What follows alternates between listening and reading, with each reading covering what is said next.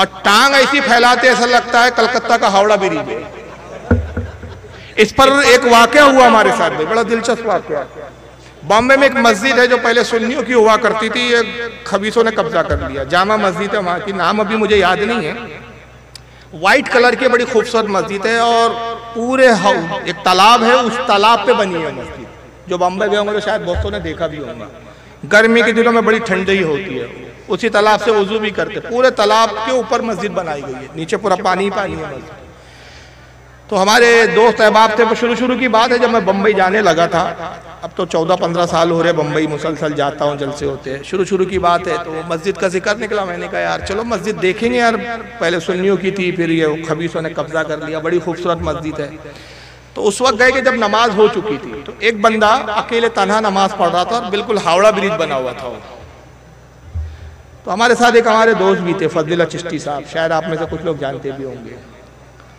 تو اب وہ دل چاہا کہ اس کو چھیڑ لیا جائے، تو اب ہم لوگ مسجد دیکھے، اس نے نماز ختم کی تو اس سے کہا بھائی یہ کیا ہے، یہ آپ ہاوڑا برج کیوں بنے ہوئے تھے؟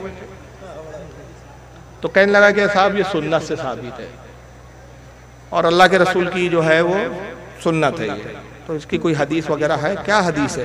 بولے حدیث تو پتہ نہیں، ہم نے امام صاحب سے سنا سنت ہے، تو یار حدیث تو بتائیے۔ تو بولے امام صاحب حجرے میں ہیں، میں پوچھ کر آتا ہوں، یا آپ ساتھ میں چلیے۔ ہم نے کہا نہیں پوچھ کر آؤں۔ وہ حجرے میں گیا، تھوڑے دیر بعد واپس آیا، کہا کہ امام صاحب آپ کو بلا۔ ہم نے کہا چلو بھائی، اب کیا بات ہے بھائی؟ بولے آپ نے ان سے کچھ اعتراض وغیرہ کیا ہے؟ ہاں۔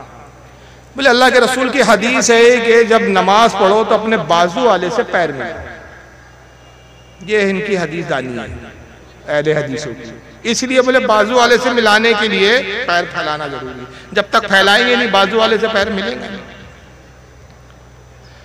تو فضل اللہ بھائی بولنے لگے ہمارے، کہا چلو ٹھیک ہے، یہ تو سمجھ میں آ گیا کہ بھائی یہ حدیث نماز کے لیے ہے آپ جو بتا رہے ہیں، لیکن یہ تو تنہا پڑھ رہے تھے تو یہ کس سے پیر ملا رہے تھے بھائی؟ تو کہتے نہیں صاحب، وہ ایسا ہوا کہ وہ جب نماز میں ہے تو نماز کے باہر بھی ہے۔ تو پھر میں کہنے لگا کہ یار ایک حدیث تو اور بھی ہے مولانا صاحب کے، حضور نے کہا نماز میں جب صف میں کھڑے ہو تو کاندھے سے کاندھا ملا۔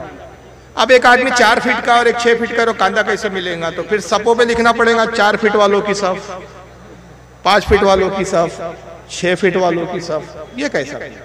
یہ بھی تو حدیث آئی ہے نا کہ کاندھے سے کاندھا ملاؤ۔ اب ایک 4 فٹ کا آ جائے اور ایک 5 فٹ کا آ جائے، ایک 5 فٹ کا اور ایک 6 فٹ کا، تو کاندھا کہاں ملیں گا پھر؟ اس کا کیا جواب؟ تو وہ گھوم گیا یہاں پر، اب اس سے آگے اس کی حد نہیں تھی بیچارے کی۔ تو کہنے لگا نہیں حدیث تو ہے، ہوگا اس کا بھی کچھ ہوگا۔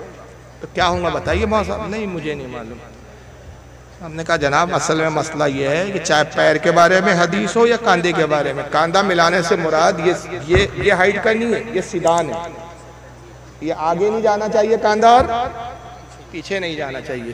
اب پیر سے پیر ملانے کا بھی مطلب یہی ہے کہ کوئی نہ آگے جائے اور نہ کوئی پیچھے آئے۔ جیسے ملٹری والے جب وہ چلتے ہیں تو ان کے پیر کیسے ایک ساتھ اٹھتے ہیں، ایک ساتھ زمین پر آتے ہیں، یہ مراد ہے۔ یہ مراد نہیں ہاوڑا برج بن جائے، اور جب یہ ہاوڑا برج بن جاتے ہو سینے پہ ایسے ہاتھ رکھتے ہو تو ایسا لگتا ہے اللہ سے مانگنے نہیں آئے ہو، جنگ کرنے آئے ہو۔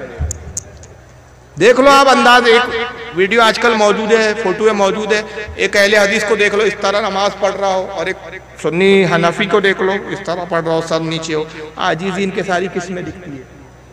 سنی میں نظر آئے گی۔ لگتا ہے کہ یہ گناہگار آیا ہے اپنے رب کی بارگاہ میں، اپنے گناہوں کی بارگاہ میں التجا کر رہا ہے، مولا گناہ لے کر آیا، خطا لے کر آیا، بخش دے میرے مولا، اہدنا الصراط المستقیم، مولا سیدھے راستے پر چلا، صراط الذین انعمت علیہم، اے اللہ اس راستے پر جس پر تو نے انعام نازل، صراط الذین انعمت علیہم، ان لوگوں کے راستے پر جن پر انعام نازل کی۔ یہ التجا کر رہا ہے، ایاک نعبد و ایاک نستعین، ہم تجھی کو پوجے تیری ہی عبادت کرے، تجھی سے مدد چاہے۔ یہ عاجزی کے ساتھ مانگ رہا ہے، ارے بھائی لڑنے آئے ہو اللہ سے، جنگ کرنے آیا ہے تو عاجزی نہیں جھلکتی۔ حنفی جو نماز ہے، جو طریقہ حناف کا، وہ بالکل عاجزی سے پورا ہے۔ تو سینے پہ ہاتھ باندھنا یہ صحیح حدیث سے ثابت نہیں ہے، اور جو یہ سینے والی حدیثیں بیان کرتے ہیں اس میں بہت سارے راوی ضعیف بھی ہے، لیکن اب یہاں وہ مجمع اس کا متعامل نہیں ہے کہ میں اس کی بات کروں، یہ کافی ہے اتنا بات۔ یہ کیا ہے؟ جمان کے لیے امامت، جماعت کے لیے امامت ایک ایک بار کہنا درست ہے یا نہیں؟